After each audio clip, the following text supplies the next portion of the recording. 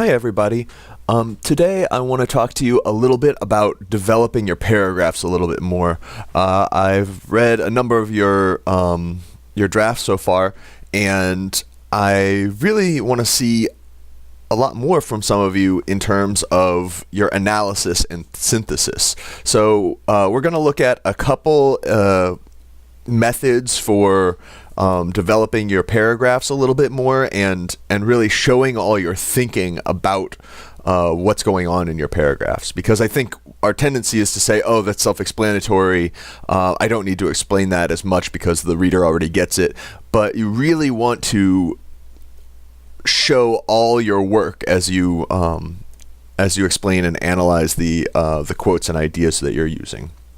All right, so the first method is called curious sibling, right? I didn't make up these names. These are kind of holdovers from another program that I actually teach in. But I think having kind of funny or memorable names helps you to remember to use them as you're going through other papers, and particularly the writing proficiency, right? So basically, curious sibling is if you have a younger sibling and say they're 4, 5, or were at one point in time, you'll note that when you tell them something, they always ask why, and then you tell them why, and then they say, well, why is that, right? So I want you to keep doing that.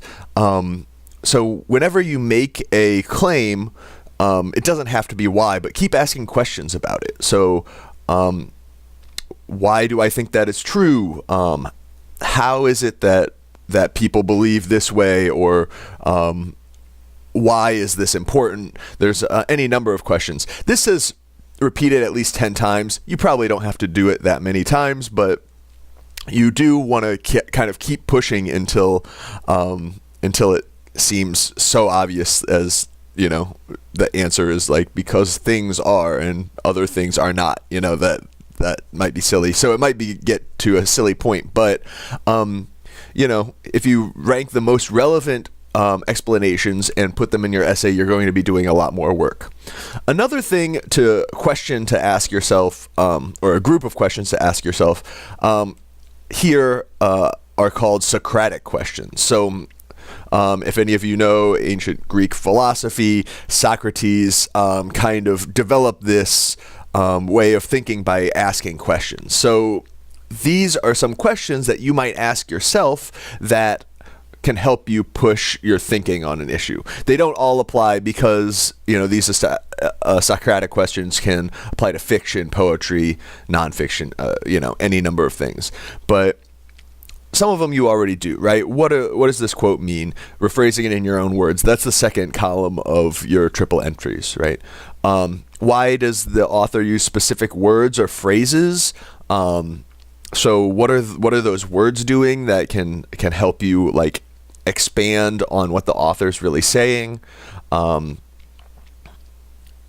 Breaking down the aspects of an argument is really useful, so that you can handle each aspect in its own paragraph or its own idea, so that you can get a lot more fine-tuned with what you're talking about.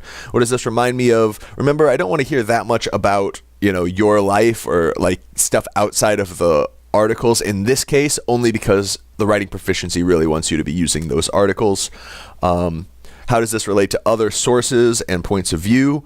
You can certainly show how like other points of view might come in, but again, the sources you'll want to use the sources in the reading set. Literary rhetorical techniques. I think rhetorical techniques are here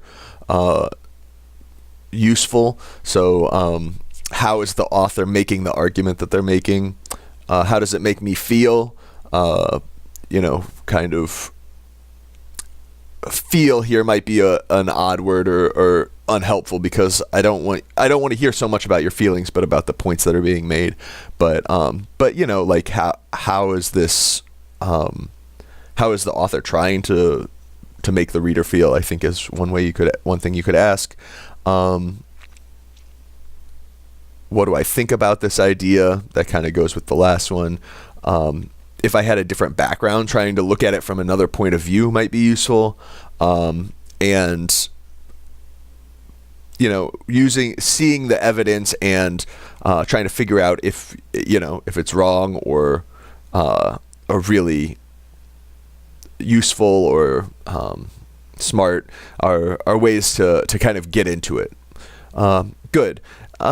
So I want you to write another paragraph using these two means and see what you can do. And remember, don't use all these questions for one paragraph. These are just examples of questions that you could use. Also, I want to look at one of your classmates' examples of a paragraph that I think is working very well. So please check that out underneath. Note that it's pretty long, right? This is probably the higher side of the paragraph length that I want to see. So you don't want to go too far over this length, but you can't do that much work if your paragraph's only like a third of a page long or so. Note how she's using the Texas style, right? Fear may very well be the main use for the shield we call denial. That's going to be the main point throughout this this section, right? Then she's giving a little bit more of an example, more explanation of what's going on, right? The E part. It's a biological meter that has allowed us to survive and evolve, continuing its work throughout generations. Without fear, we would walk straight into danger and perish. However, up to which point do we listen to our fear, and how do we decide when it is aiding our survival or hindering it, serving our purpose or deterring it? So now we're getting into the question that she's trying to answer, right? She then kind of brings in the quote from Michael Specter. No, you don't have to put Specter's name at the end. If you have it in the beginning of the sentence, you could just have page 15 here, but that's not a big deal. And then she is saying kind of a little bit more about what Specter is saying in this quote. It's one of the great emotional and psychological triggers that underlies the behaviors for denial, right? So here she's explaining how fear relates to denial, which is the big picture, right? And then once